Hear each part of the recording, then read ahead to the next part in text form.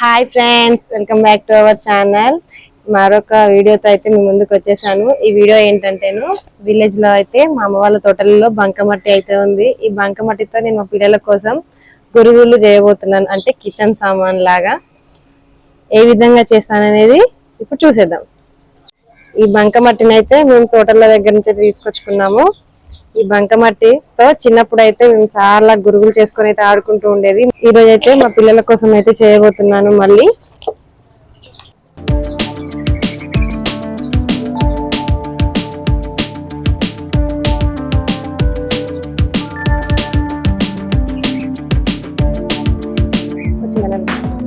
వస్తుంది.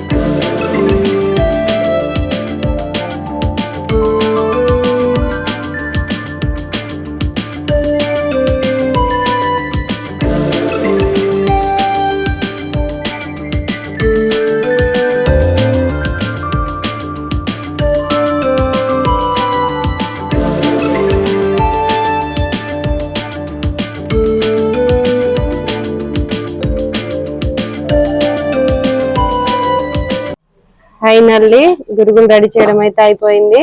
మా పిల్లల కోసం రెడీ చేయడానికి నాకు 3 hours పట్టింది. ఇది గ్యాస్ స్టవ్, ఇవి బౌల్స్, ఇది చిన్నగా ఏదైనా కర్రీ అలా చేసుకోవడం కోసం, ఇది పునుగులది, ఇది కట్టెల పొయ్యి లాంటిది, ఇది మూకుడు,